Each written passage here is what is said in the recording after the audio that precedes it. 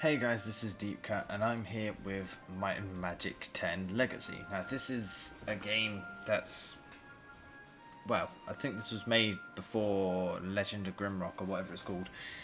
And it plays the same, but it's an older version sort of thing. But also Might and Magic. So it's in the Might and Magic world. Bit of a dungeon crawler. This is to replace Viking Battle for Asgard, which will be missed. Right, let's start. I'm going to go adventurer because I'm not great with this sort of thing. I will be doing my own race. I'm going to be starting on human, a crusader. Advanced is the paladin. The mercenary turns into the windsword. The mercenary is damaging, isn't it? Speed and damage. Free mage, it turns into an archmage. That's again a mage.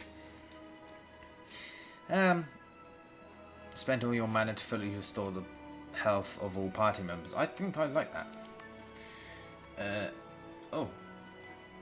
Boom, and choose me. Choose somebody else. Lose. See if I care. I think because he's going to be a... Wait. Damn it. Okay, so wait, when I went to raise, yes, there we go.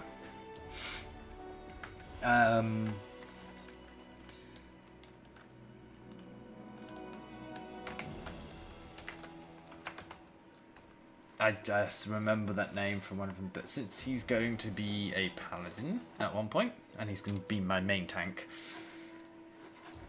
yeah, he has to be heroic. 4 skill points. That's already picked. Endurance, dodge. Yeah, I want sword. Heavy armor, shield. Warfare? No. Shouldn't really do warfare, should I? I should be doing endurance. Like, he can resist the pain and damaging stuffs. I maybe...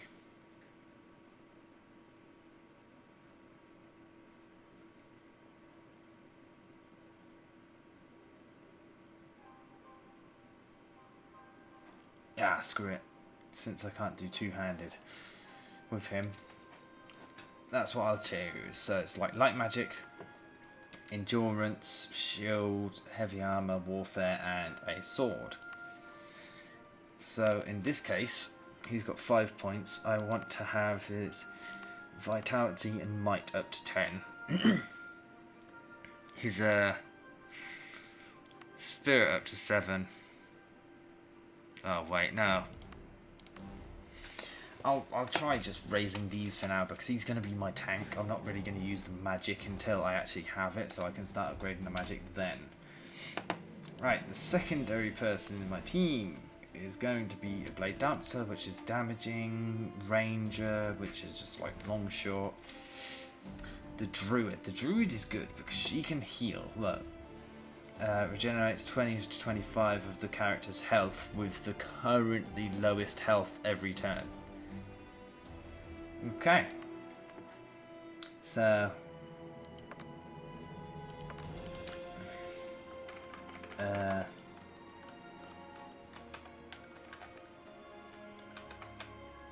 Eliana. Choose me. Not choosing me would be a big mistake. Choose me. She's a druid, so she's gonna have to be like kind of here. Yes, I'm a good person. Yay. Right. I kind of mysticism. I only got 2 really. Then I've got to choose wisely. Magic is natural, the elder races. Right, this skill can be leveled up. What does this do? Oh, it increases personal mana. This one...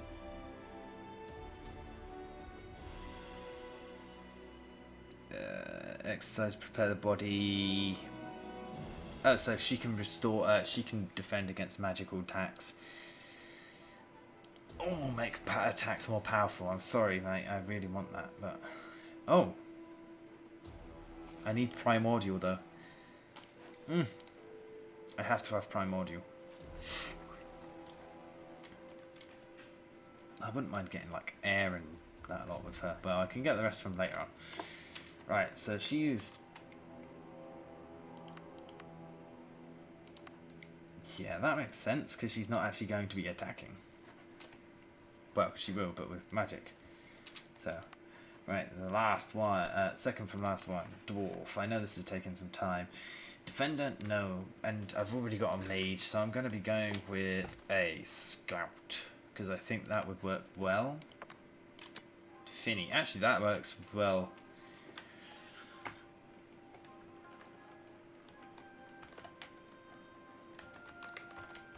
Rodrin. Not choosing me would be a mistake. Yeah, that's a Scout and a Dwarf. Okay, so he's got axe, he's got crossbow. Dual wield. I don't want him to have dual wield, really. I want the light armor. I want dodge. Oh, I can only pick two, can't I? Yeah, I want dodge. I don't really need the magic. Endurance later on would be a good thing, and so would the warfare. But for now, this'll do. Okay, so this is where things get complicated because his perception is a good thing. I'm gonna up that to 10, up that to 12 because perception means that he gets a better shot with ranged attacks. See, that's at 22 melee damage. That's 22. All attack values are increased by 12. That's 24. All attack damage. Blah, blah, blah. Right, I'm gonna put 2 into vitality as well. That's critical hit, which I will be upgrading as well. Better off now, because that's what I'm going to be aiming on him for. He's going to be my crit. Okay, now you've got a shaman, a hunter, and a barbarian. I'm using the barbarian because he's just awesome.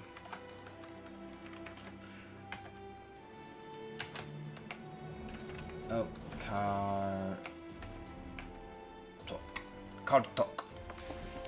For that one. Also cynical. Choose me. Better chances that way. Good reason, because I think I've always thought that they would be kind of cynical. Right, he's got two-handed. I want him to have warfare. And I kind of want him to have endurance, but I also want him to have light armor. I think light armor would be best for him at the minute, because he's only going to have light armor, but he's going to be a damage dealer, so like that. Not a great amount of health, but it's still growing stupid amounts of damage. I mean, look at this. What is it? 28% more damage with melee weapons. Like, come on. Right, so there's my team. Damage, tank, mage slash tank slash healer, mage slash healer, and ranged destroyer. I'm going to be trying to get him with crits into battle. Let's do this. What is the meaning of a dream? Well, that's what Only Ashan knows. Are they omens warning us of future tragedies? Distant memories dying in the deafening silence of the void? Or are they sometimes both? The death wish of some ancestor bargaining with the dragons that his legacy be carried on. Last night I dreamed such a clear vision of past events. Terrible things I had wanted to forget. They refused to fade away, demanding, pleading to be told one last time. This story begins with what we now call Uriel's deception. During the fabled Elder Wars, wars that once pitched the children of the light against the children of darkness. Uriel, the great archangel, had vowed to avenge his family. slaughtered by the greatest warrior and tactician of the Faceless, Erebos, the master of assassins. For centuries, Uriel, consumed by hatred, planned his revenge. Shortly before the second eclipse, Uriel and his inquisitors provided proof that the Faceless were plotting to rekindle the fires of the ancient wars. Emperor Holy Falcon, an ambitious man, easily enthralled by the Archangel's righteous determination, declared a holy war against the Children of Darkness. And Uriel's own brother, the Archangel Michael, esteemed and feared general of the ancient angel host, was brought back from the dead to lead the onslaught. But Uriel's plan had one fatal flaw. He underestimated the courage and resourcefulness of the humans he had set out to use in his machinations. There were some who saw through his lies, seeing Uriel's proof as clever fabrications. The murders and sabotages of which the Faceless had been accused were his own doing. Angels cannot lie, or so the saying goes, but there's nothing written saying that they have to tell the truth.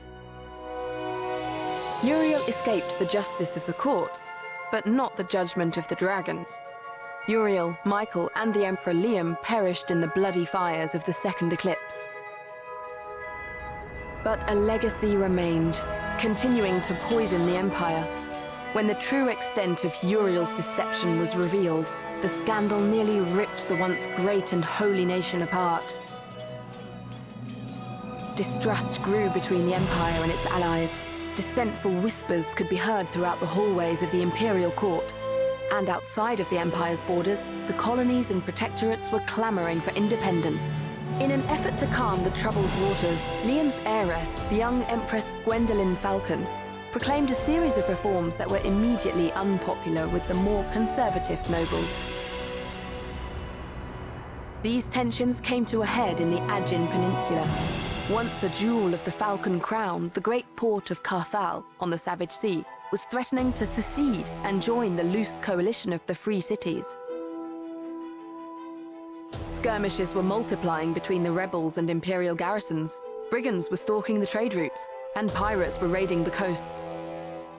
This is a story of a particular group of adventurers who had just set foot on the peninsula for the first time, on a quest to fulfill the dying wish of their mentor.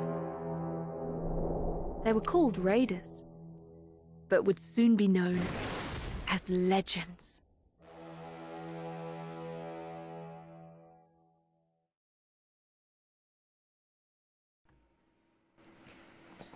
Okay, so that's the creation involved. Damn. Well, I'm just going to try and show you the layout a little bit of this.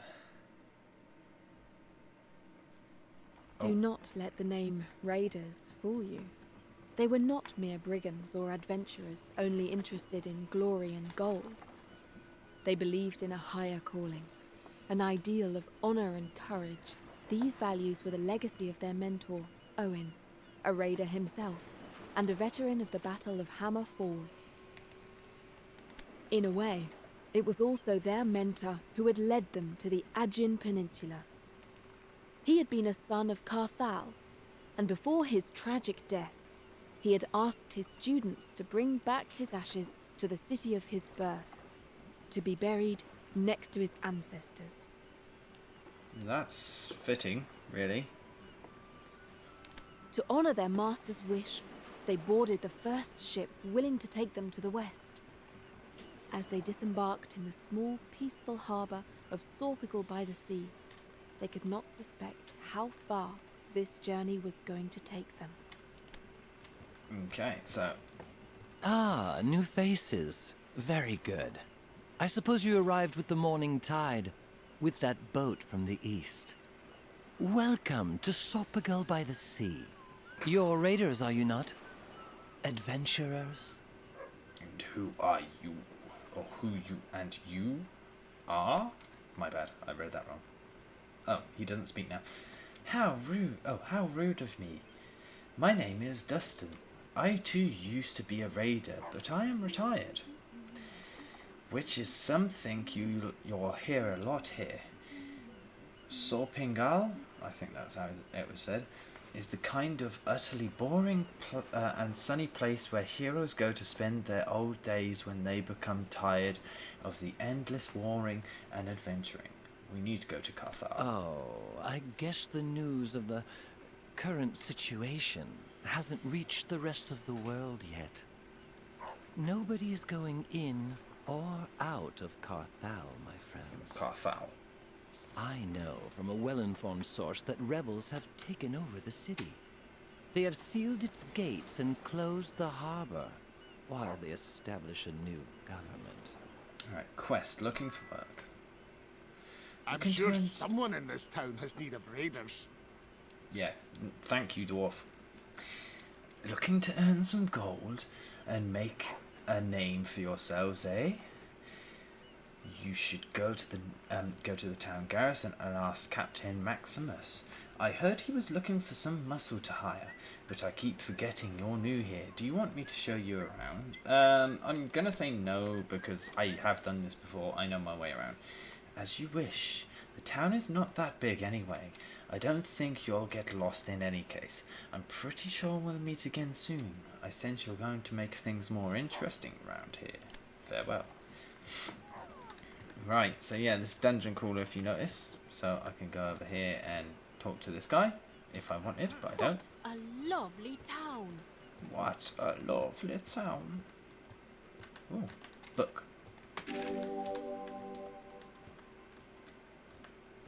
Right, that is the armor smith. Did I? Yes, I did. Ooh, gold. Loot.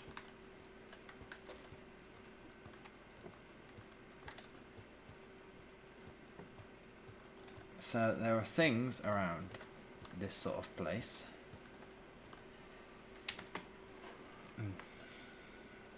You adventure types are so serious. You need to have some fun once in a while. Here, let me tell you a joke. What does oh my god, Rakshasa say when he likes something? It's perfect. Okay, yeah. I noticed just now. There's a door. Yes? What do you want? Gossip, becoming a paladin. Only the government of the peninsula has the authority to dub crusaders and make them paladins, right? Okay. Gossip crusaders. When my husband was killed and my sons were stolen from me, I thought of taking my own life, but Elrath found me and gave me a new purpose. Oh shit. I became a battle priestess, a crusader, the incarnation of the dragon of light's wrath and justice. Some crusaders have chosen the path of mercy and become paladins, the bearers of Elrath's holy light. That path is not for me, though, and will never be. All the mercy I can deliver now is in the form of harsh, cold steel. Right, lost lamb. I have come to this region... No slaves. We'll help, but not for free. Jesus Christ, people. I have come to this region looking for 3 escaped criminals. One of them has joined a band of highwaymen and has been taking part in attacks against traders travelling alongside the Karthalian roads. His birth name is Lucas, but he prefers to call himself Luke. Another one is Kirk, is reputedly a member of a pirate crew. He can probably be found in that mucked pit called the Crag. The last one has journeyed the ranks of Blackguard mercenaries in Karthal, who are in reality little more than cutthroats for hire. He's named Ripley. If you meet them during your journeys, can you give them a message? Tell them I offer them one last chance to abandon this wicked path and atone for their sins. If they don't seize this chance, do what you must to stop their crimes. Okay, so we got a quest.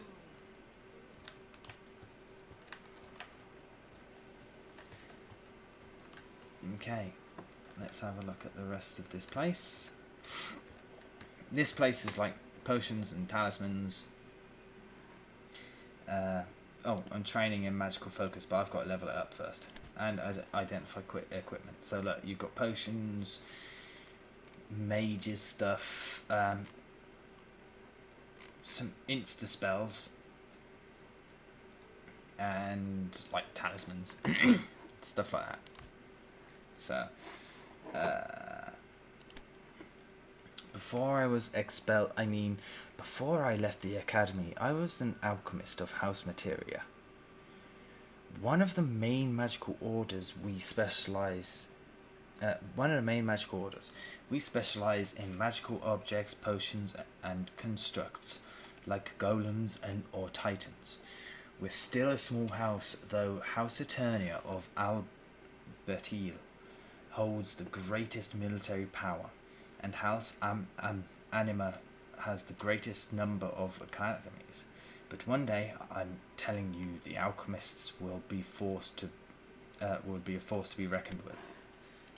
Okay. Let's go up here. This could be a enemy. Yes. I needed to hit Ow. something. Okay, so I'm gonna break its armor. Ice ball. Hit that son of a bitch. And this guy. See what I mean? Oh my god, you son of a bitch. And stay down. Cider's a part of the harmony too. Oh, good.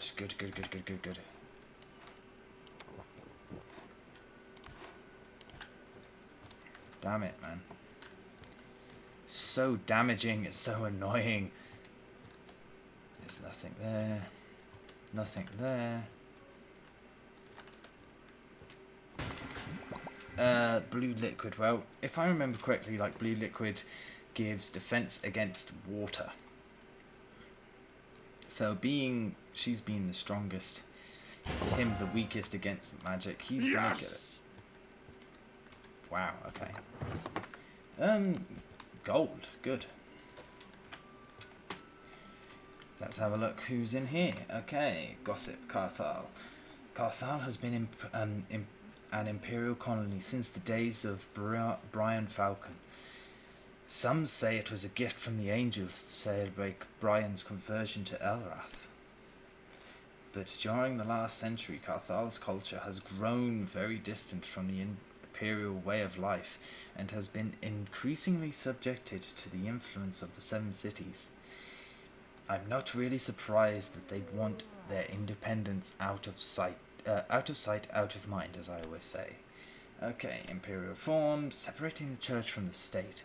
Great, I'm all for it. Currently, the imperial's throne is far too much at the mercy of the whims of the angels and their priests. I'll share with you what a little known fact. The Church of Elrath manages the imperial treasures and taxes. It means that so far it was impossible for the emperor to spend a single gold coin without the consent of his angelic ministers. As my father said, never put your faith and your gold under the same roof. Right, a quest for my brother. We're here to help. My brother Servin was a soldier, and he died a decade ago defending Castle Portmorion against the demons. Duke Alton of Griffin, who liberated Portmorion at the end of the second eclipse, had a shrine erected in remembrance of all the soldiers who gave their life for the peninsula at the Holy Empire and the Holy Empire. Since my brother's ashes were never recovered, I took the habit of laying flowers on the shrine on the anniversary of his death. However, with the brigands roaming the countryside, I wasn't able to take the trip this year. If your travels lead you near the shrine, could you lay these flowers on it? The shrine is located roughly midway between here and Port Marion, a bit to the west of the main road. It looks like a small arch with several angel statues on top. Oh, hello there, can I... Okay, right, we're done.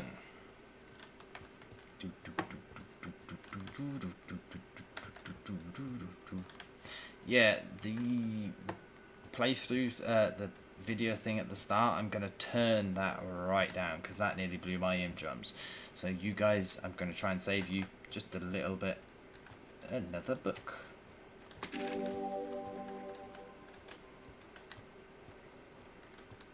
Okay, so let's go and get the the closest quest. There's the armory. He trains in like armors and two-handed and stuff like that, but I need to level that stuff up first. Okay, let's get the quest. We're looking for work. We've been told you might have need for raiders. So you think your raiders are... Ha! Don't make me laugh. Have you ever been in a fight for your life? Have you ever looked an enemy in the eye as you pierced his heart with your blade? I thought as much. Go home and stop wasting my time. How can we prove ourselves to you? Smiles. You're persistent.